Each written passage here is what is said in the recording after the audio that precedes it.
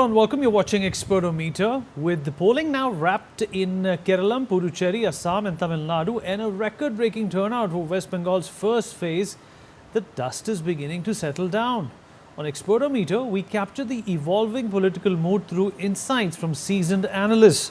We ask them to map where the elections are headed, offering their sharpest number projections and how the final tally could shape up. Our experts join us with their forecasts, unpacking the data, detailing their calculations and explaining the reasoning behind their estimates. Remember, this is not a poll, it's the experts and their analysis. Joining us on top of this program is Moumita Chakraborty, political analyst. Moumita, appreciate you taking out the time and speaking with us. Let's dive right into it, and we are going to open this conversation with Bengal. The majority mark here is 148 with total seats residing at 294. The BJP, according to you, gets 135, which is double of what they secured in 2021, which was a 77, I believe. And the TMC, of course, barely making that mark at 149. We've done a lot of ground reports, and people are pretty happy with the kind of outreach Moumita Banerjee has had with the people on ground, especially at the grassroots level.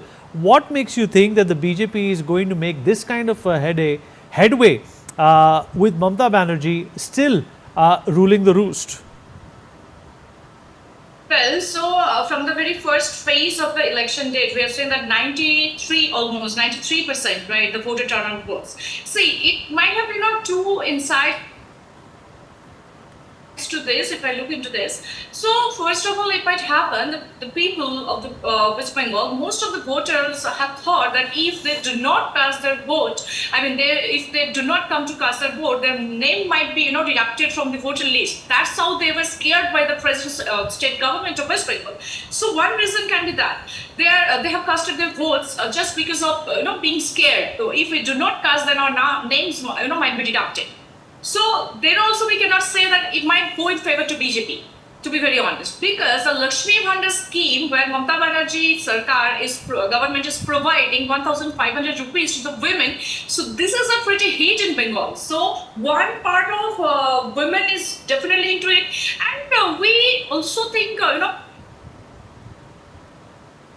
there are two types of voters. One is supporter and the other is beneficiary. So who are the supporter of Moumita Banerjee presently? They are a little, in dilemma that should we really go against, we are so much in love with her personality, we just support her so blindly, so they will cast for Moumita Banerjee, to be very honest.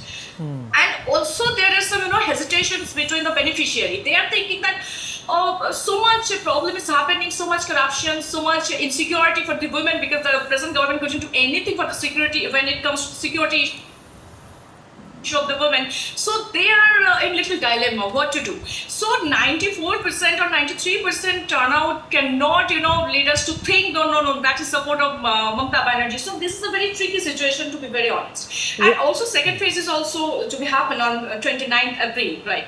So it's a calculation I'm going to tell you. There are 142 seats out of 7 jillas in West Bengal. So last year, if we look back in 2021, there were 74 seats where that's a TMC core pocket. Because why is TMC core pocket? Because there are Kolkata, Howrah and 24 Parganas. So there last time the voter was 2 crore 37 lakhs, almost like that.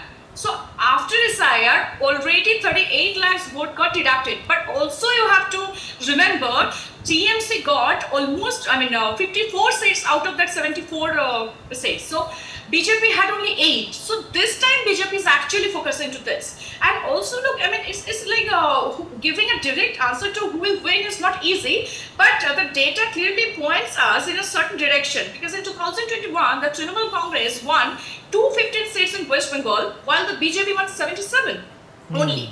But within these numbers lies a very crucial detail. Around 30 to 35 seats were decided by margins of less than 1%. Okay. Seats like Ghatal, Nathan, and Tamluk were decided by just 500 to 1,000 votes. But now moving to 2026, after SIR, the voter list revisions, these very seats have seen a 5% to 10% changes in voters. So in simple terms, where the margin was 1%, the voter base itself has shifted by 5 to 10%, you can say. So this is completely alters the electoral mathematics. Moumita, let's also look at your numbers in Assam. The BJP is retaining majority and retaining power as well. The Congress party is going to be securing somewhere close to 35-40. Is that a kind of a comeback for the Congress party according to you? Well, I don't think so, because the way Himant Vishwa Sharma has been working there, and those Gaurav Gagoi controversy, Gaurav Gagoi thought that this controversy might lift him up. But unfortunately, all the strife failed, and everybody is supporting Himant Vishwa Sharma. So I'm expecting at least 80 to 83 seats over there. At least, minimum, because he's doing extremely well in Assam. So that's all I can say, talk about Assam. All right, Moumita, appreciate you joining us. Thank you so much. All right, also with us at this point in time is Gargi Nandi.